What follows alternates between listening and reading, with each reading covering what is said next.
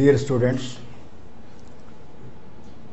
తెలంగాణ చరిత్రలోని 4వ పేపర్లో ప్రధానమైనటువంటి ఇష్యూ ముల్కీ సమస్య. ఇది తెలంగాణ ఆంధ్ర ప్రాంతాల విభేదాలకి ప్రధాన కారణం. ఈ కారణం వల్లనే ఒక రకంగా చెప్పాలంటే రాష్ట్రం విడిపోయింది. ఈ ముల్కీ చరిత్రకి చాలా సుదీర్ఘమైనటువంటి చరిత్ర ఉంది. ఇది బహమనీ సుల్తాన్ల కాలంలో ప్రారంభమైంది. ఇది ఎందుకు ప్రారంభమైంది అంటే మహమ్మద్ బిన్ తుగ్లక్ మొట్టమొదటిసారిగా కాకతీయ రాజ్యాన్ని జయించి ఆంధ్ర ప్రాంతాలన్నింటిని కూడా ఢిల్లీ సుల్తాన్ సామ్రాజ్యాలు చేర్చాడు. ఆ సమయంలో కొంతమంది ముస్లింలు ఉత్తర దేశం నుంచి దక్షిణ దేశానికి వచ్చి స్థిరపడ్డారు. స్థిరపడ్డ తర్వాత వారు తిరిగి వెళ్ళిపోలేదు, ఇక్కడే ఉండిపోయారు. అక్కడి నుంచి వాళ్ళు ఏమి భావించారంటే మేము కూడా స్థానికులమే, ఈ ప్రాంతం వారిమే అని, కొన్ని తరాలు పోయేటప్పటికి మేము కూడా ఈ ప్రాంతం వారినే అనేటు భావం వాళ్ళు కలిగింది.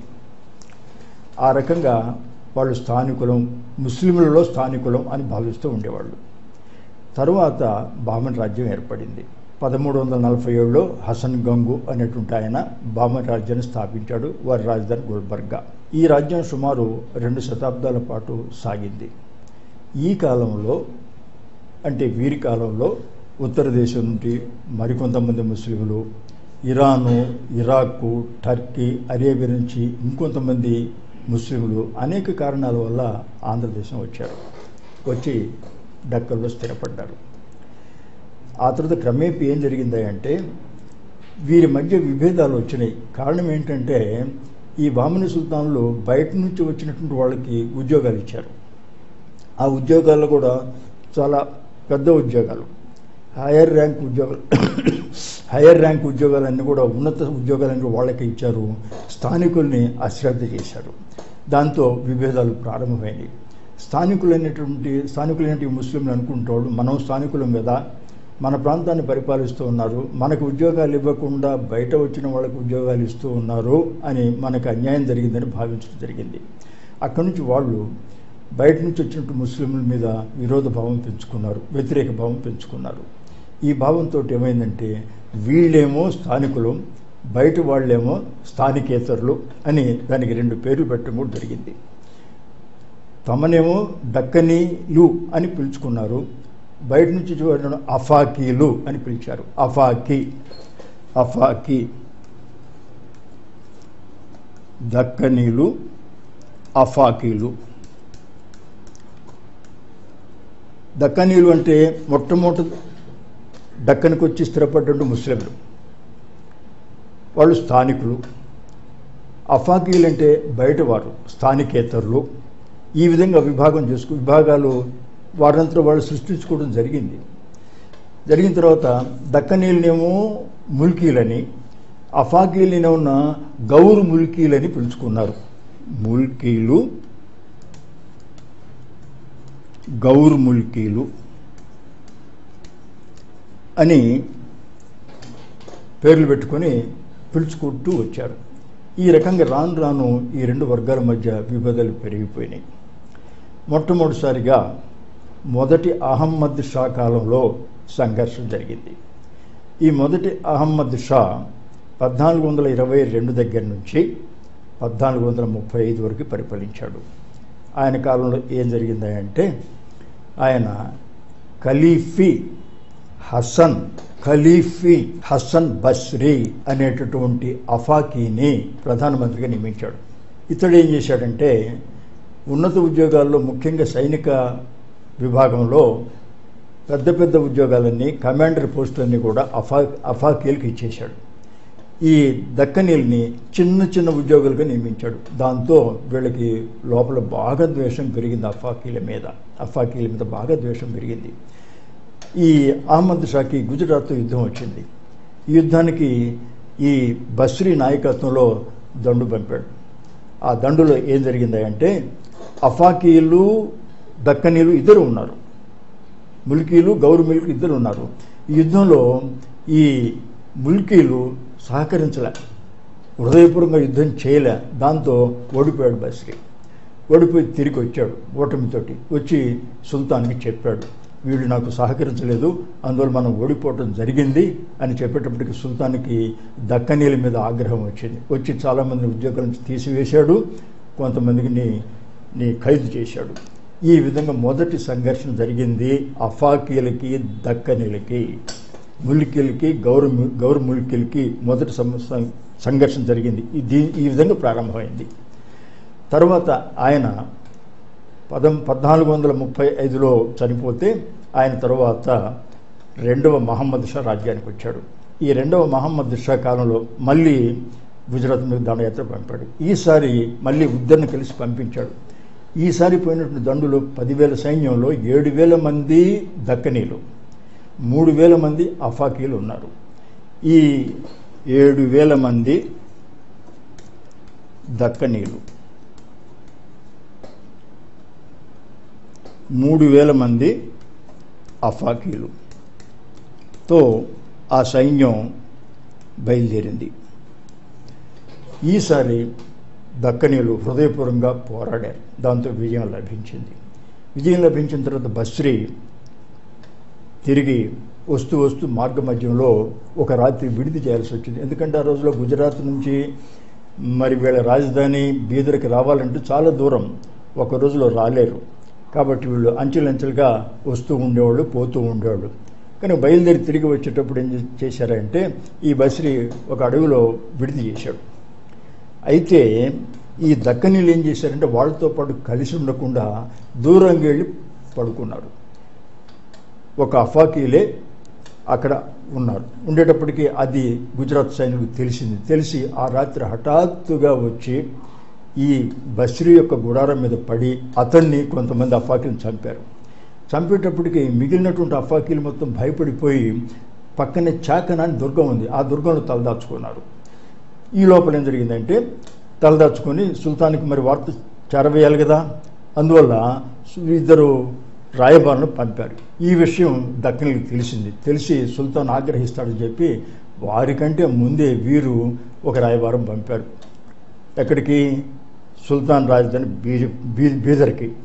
బీదర్ చేరి ఏం చెప్పారంటే ఈ అఫాకీలు గుజరాత్ సుల్తాన్కి లొంగిపోయే ఉద్దేశంతో చాకన్ అనే దుర్గంలో తలదాచుకున్నారు అని చాడీలు చెప్పారు. చాడీలు చెప్పేటప్పటికి సుల్తాన్కి కోపం వచ్చింది.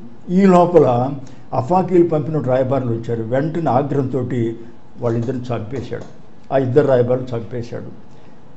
ఆ తర్వాత నిజం తెలిసి దక్కనీలు మోసం చేశారు, తనను తప్పుదోవ పట్టించారు అని చెప్పి అనుకొని దక్కనీలు చాలామందిని ఖైదు చేశాడు, కొంతమందిని చంపించాడు, కొంతమంది ఉద్యోగాలు తీయించేశాడు. ఇది రెండో సంఘటన. అఫాకీలకి దక్కనీలకి జరిగినటువంటి రెండో సంఘర్షణ. ఇది తీవ్రంగా జరిగింది. ఇంకా ఆ తర్వాత ఏం జరిగిందంటే కొంతకాలం స్తబ్దంగానే ఉంది. తర్వాత మూడవ మహమ్మద్ షా వచ్చాడు.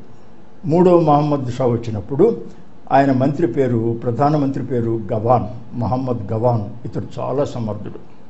ఇతడు అఫాకీ. ఇతడు ఏం చేశాడంటే పరిపాలన చక్కగా చేశాడు. రాజ్యంలో మంచి ఉన్నత స్థితికి వచ్చింది ఇతని కాలంలో. కానీ ఇతనేం చేశాడంటే అదే పాలసీ ఇంతకు ముందు ఖలీఫ్ హసన్ బస్రీ ఏ పద్ధతినైతే అనుసరించాడో అదే పద్ధతిని అనుసరించి ఇతను కూడా అఫాకీలకి ఉద్యోగాలు ఇచ్చాడు, కానీ దక్కనీల్ని అశ్రద్ధ చేశాడు. ఈయన బీదర్లో 3 అంతస్తుల భవనం ఒకటి కట్టించి అందులో పర్షియన్ భాష, టర్కీ భాష, అరబీ భాషలతోటి మంచి విద్య చెప్పించాడు. మంచి పండితులు తయారయ్యారు. ఆ తర్వాత వాళ్ళందరికీ ఉద్యోగాలు ఇచ్చాడు. దాంతో అఫాకీల యొక్క ఇది పెరిగిపోయి ఇంకా దక్కనీలు ఇంకా ద్వేషం పెంచుకున్నారు. ఈ పరిణామంతో ఇక్కడేం జరిగిందంటే ఈ గవాన్ చేసేటటువంటి పరిపాలన పద్ధతిలో వారికి నచ్చకుండా తమ అశ్రద్ధ చేశారని చెప్పి సుల్తాన్ మీద దాడి చేశారు దక్కనీలు. దాడి చేస్తే సుల్తాన్కి భయం కలిగింది. చంపివేసే స్థితి ఏర్పడ్డది. రాజభవనాన్ని ముట్టడించి అంతటి పెద్ద తీవ్ర స్థాయిలో యుద్ధం చేశారు వీళ్ళు దక్కనీలు, అంటే ముల్కీలు. అప్పుడు అదే సమయంలో గోల్కొండ రాజ్యాన్ని స్థాపించిన కులీ కుతుబ్ షా అతని దగ్గర సేనాధిపతిగా ఉన్నాడు. ఆ రోజున కులీ కుతుబ్ షా అతను రక్షించాడు, లేకపోతే సుల్తాన్ మహమ్మద్ షా చనిపోయాడు. దాంతో ఏమైందంటే అతను భయపడిపోయి ఏం చేయాలో తోచనటువంటి స్థితి ఏర్పడింది.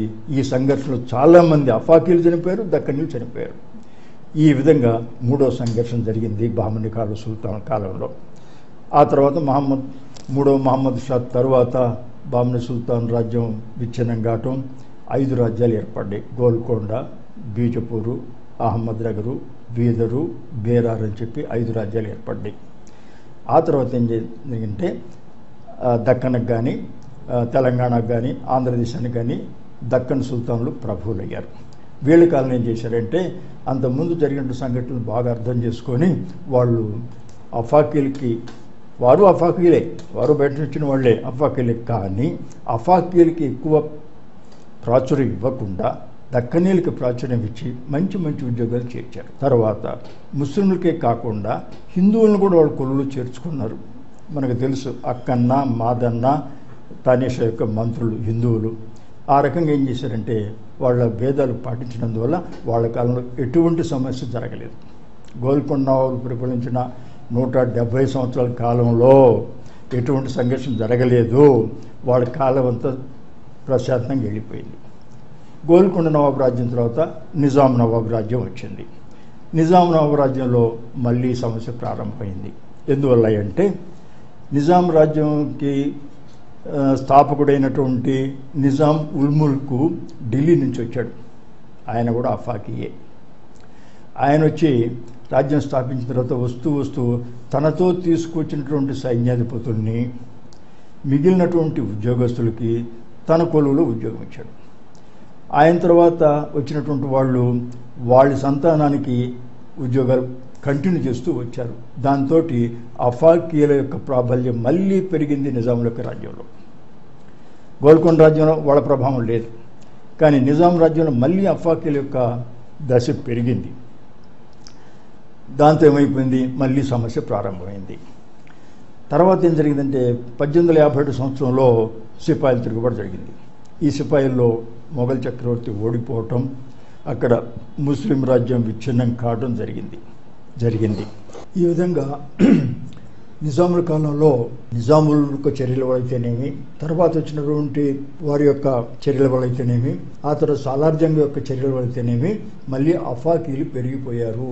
అఫాకీలు పెరిగిపోయేటప్పటికి మళ్ళీ స్థానికుల్లో అసంతృప్తి వచ్చింది. దీంతో ఏం జరిగిందంటే మళ్ళీ ద్వేషం ప్రారంభమైంది. నిజాం గోల్కొండ నవాబుల కాలంలో ప్రశాంతంగా ఉన్నటువంటి దక్కన్లో మళ్ళీ సమస్య తిరిగి ఉద్రేకతలకు కారణమైంది. మెహబూబ్ అలీ కాలంలో ఏం జరిగిందంటే ఆయన అంతవరకు నిజాం రాజ్యంలో కూడా అధికార భాష పర్షియన్. ఈ పర్షియన్ తొలగించి 1880 సంవత్సరంలో ఉర్దూని రాజభాషగా చేశారు. ఉర్దూని రాజభాషగా చేస్తే ఉర్దూలో 2 రకాలు ఉన్నాయి. ఒకటి దక్కనీ ఉర్దూ,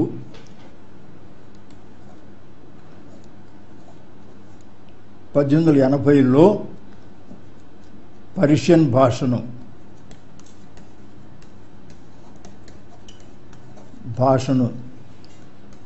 తొలగించి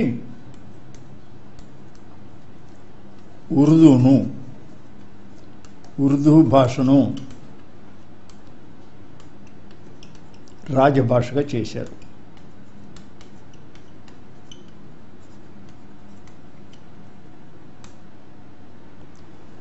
ఉర్దూలో 2 రకాలు ఉన్నాయి.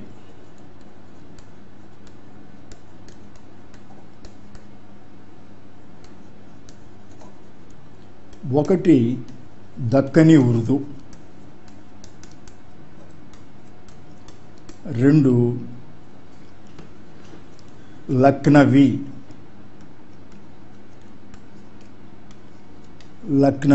ఉర్దూ. లక్నవీ ఉర్దూ అఫాకీలది, ఇది ఉత్తర దేశానికి చెందినటువంటిది.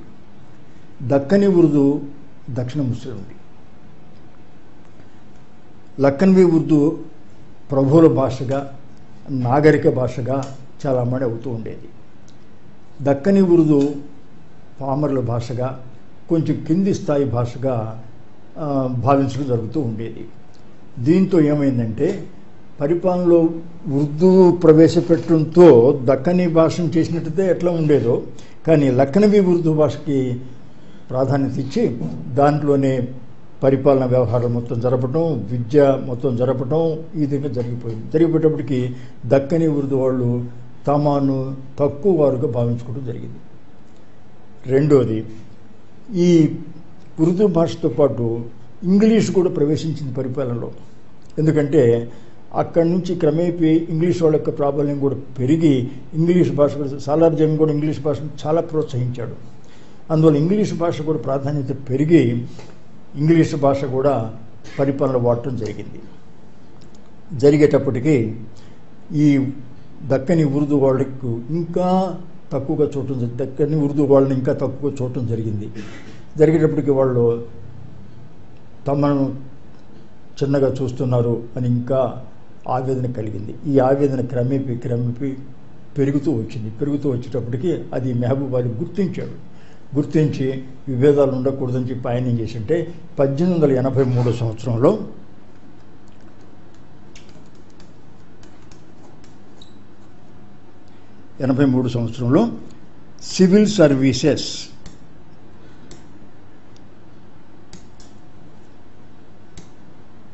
అనే నిర్ణయం, సివిల్ సర్వీసెస్కి ఒక క్రమ పద్ధతులు ప్రవేశపెడదామని చెప్పి అనుకొని గజెట్ పబ్లికేషన్ చేసి సివిల్ సర్వీస్ అన్నింటికి కూడా ఒక పద్ధతి ప్రకారం నియామకాలు చేయడం జరుగుతుంది, ఇందులో స్థానికులకు మాత్రం ఉద్యోగాలు ఇస్తామని ప్రకటించాడు. దాంతో దక్కనీలు తృప్తి పడ్డారు. మనకి ప్రాచుర్యం వచ్చింది, ప్రాధాన్యత వచ్చింది, మనకు కూడా ఉద్యోగాలు వస్తాయి, అఫాకీలను చేర్చుకోరు అని చెప్పి సంతృప్తి కలిగింది. సరే, కొంతవరకు సమస్య పోయింది, కొంతకాలం జరిగింది. తరువాత క్రీశ 1910లో ఒక ఇంగ్లీష్ అధికారిని ఫైనాన్షియల్ సెక్రటరీగా వేయడం జరిగింది. ఆయన పేరు కాసన్ వాకర్. ఈ కాసన్ వాకర్ మొదట ఫైనాన్స్ సెక్రటరీ, తర్వాత ఆయనే ఫైనాన్స్ మినిస్ట్రీనిగా ప్రమోట్ చేశాడు ఈ మెహబూబ్ అలీ ఖాన్. ఆ తర్వాత ఏం చేసింటే ఈయన చాలామంది ఇంగ్లీష్ వాళ్ళకి ఉద్యోగాలు ఇచ్చాడు. అందులో చాలామంది మద్రాసు వాళ్ళని తీసుకొచ్చి ఉద్యోగాలు ఇచ్చాడు. దాంతో మళ్ళీ అఫాకీ సమస్య వచ్చేసింది. ముఖ్యంగా స్థానికులకు ఉద్యోగాలు రాలేదు, మరి అఫాకీలకు మళ్ళీ ప్రాబల్యం పెరిగింది అని మళ్ళీ అసంతృప్తి అయ్యేటప్పటికీ అప్పటికి దివాన్ పేరు సర్ కిషన్ ప్రసాద్ పర్షాద్. ఈయన వాకర్ని వ్యతిరేకించాడు, వాకర్ యొక్క విధానాన్ని వ్యతిరేకించాడు. స్థానికులకే ఉద్యోగాలు ఇవ్వాలి, ఇది తప్పు, అఫాకీలకి బయట వాళ్ళకి ఇవ్వకూడదు అని చెప్పి గట్టిగానే ఎదురు తిరిగాడు. దాంతో ఈ వాకర్కి ఈ కిషన్ ప్రసాద్కి మంచి, ఒక రకంగా చెప్పాలంటే పరోక్ష యుద్ధం ప్రారంభమైంది. అట్లా జరిగిన తర్వాత మెహబూబ్ అలీ ఖాన్ ఏం చేశాడంటే మళ్ళీ కట్టుదిట్టంగా వాటిని సమస్యను పరిష్కారం చేస్తూ 1911 సంవత్సరంలో 11వ సంవత్సరంలో ఒక నిర్ణయం చేశాడు. ఏంటంటే స్థానికులకే ఉద్యోగాలు ఇవ్వాలి, బయట వరకు ఉద్యోగాలు ఇవ్వకూడదు అని గట్టి నిర్ణయం తీసుకున్నాడు. దాంతో సమస్య పోయింది ఒక రకంగా. సరే, మెహబూబ్ అలీ ఖాన్ 1911లో చనిపోయాడు. ఆయన కుమారుడు 7వ నిజాం మీర్ ఉస్మాన్ అలీ ఖాన్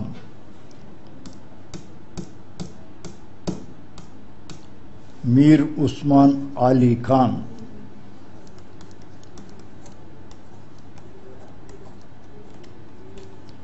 1911లో రాజ్యానికి వచ్చాడు.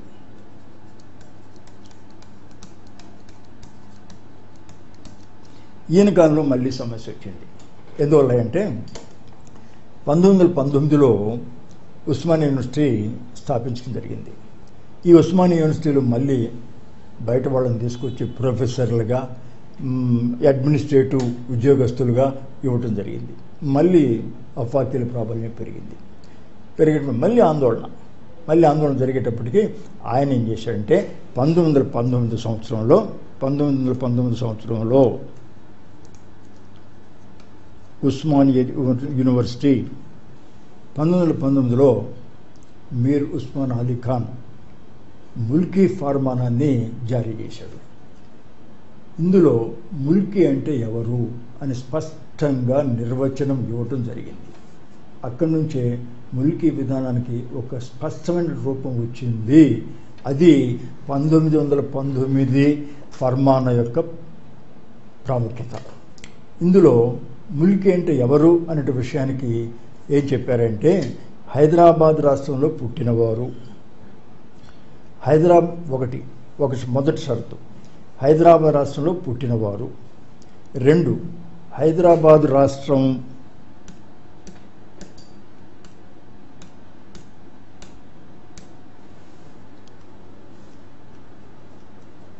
ముల్కీ నిబంధనలు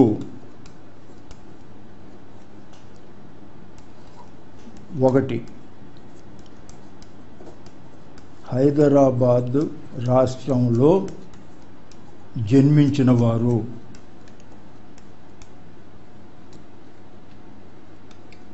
2, హైదరాబాద్ రాష్ట్రంలో ఉద్యోగాలు చేసిన వారు.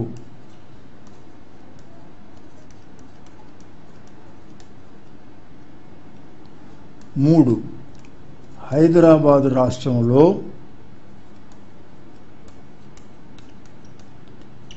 రాష్ట్రంలో 15 సంవత్సరాలు నివసించి తిరిగి వెళ్ళమని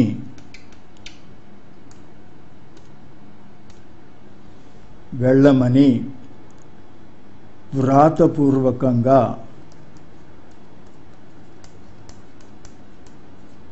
వ్రాసి ఇచ్చినవారు.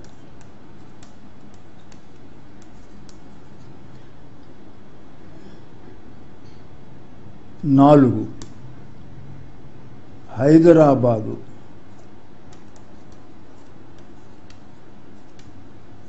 వ్యక్తి వివాహం చేసుకున్న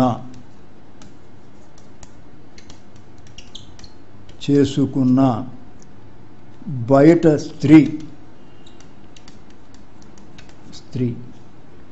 ఈ విధంగా ఖచ్చితమైనటువంటి నిబంధనలతో ముల్కీ విధానం రూపొందించబడింది. ఈ ఫర్మానాలో ఈ ఫర్మానా వచ్చిన తర్వాత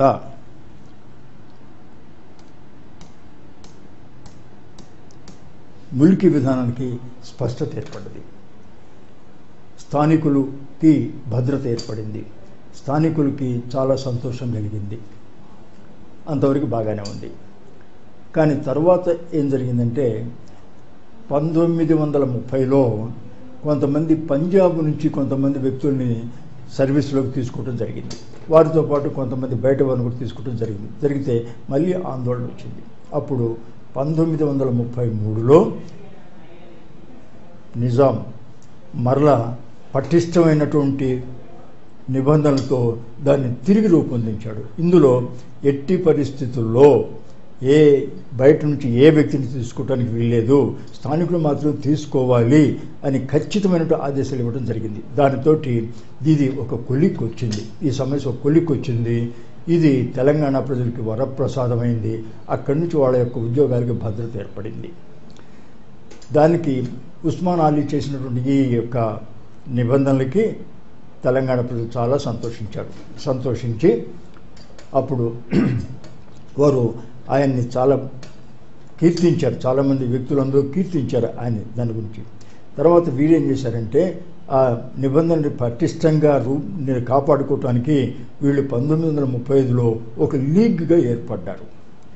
దానికి నిజాం జంగ్ అనేటువంటి అతను అధ్యక్షుడు.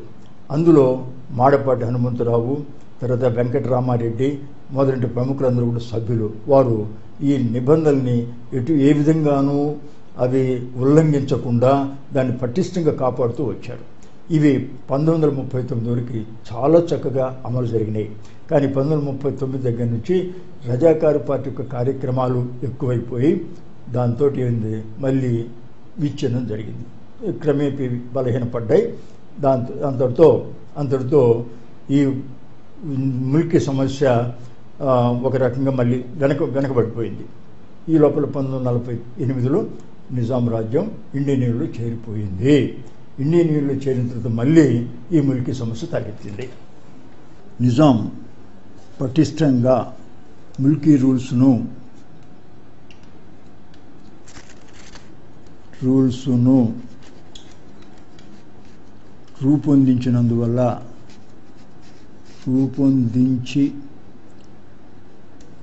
రూపొందించినందుకు నిజాం ప్రజలు కృతజ్ఞతలు తెలిపారు.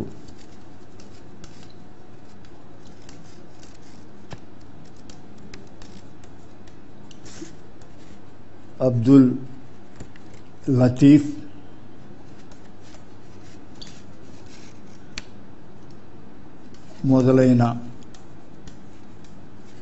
మొదలైన పుర ప్రముఖులు ఆయనను అభినందించారు.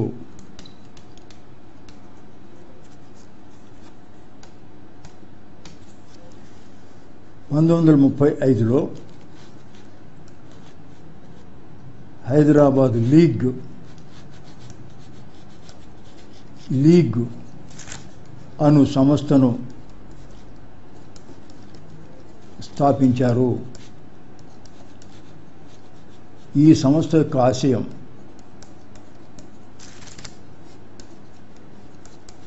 యొక్క ఆశయం ముల్కీ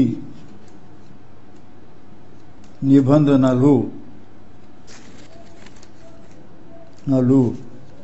ఉల్లంఘింపబడకుండా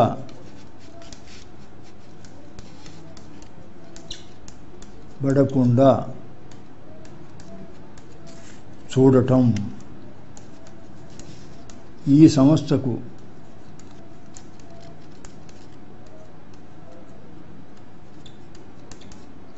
సర్ నిజాం జంగ్ అధ్యక్షుడు.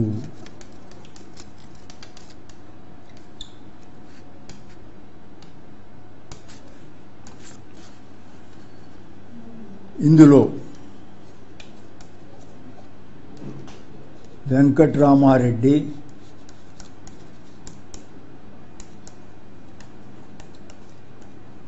మాడపాటి హనుమంతరావు,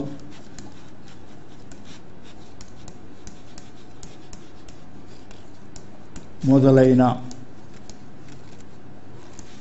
ప్రముఖులు సభ్యులు. ఈ సంస్థ 1939 వరకు ఈ నిబంధనలను చక్కగా కాపాడింది.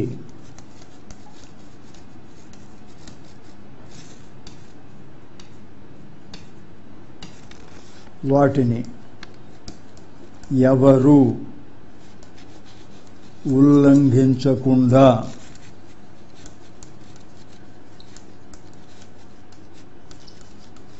చూచింది. కానీ 1939 నుండి రజాకార్ల కార్యకలాపాలు పెరిగిపోయి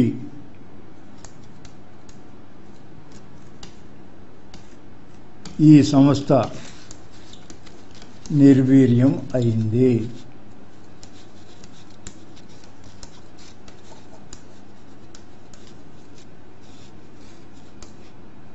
ఇంతలో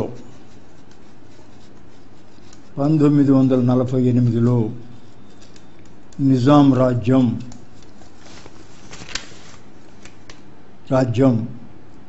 భారత యూనియన్లో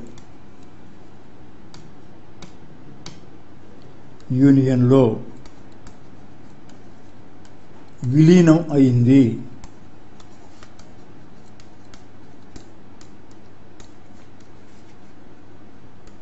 ఆ తరువాత మిల్కీ నిబంధనలు ఉల్లంఘింపబడి మరలా సమస్య ప్రారంభం అయింది.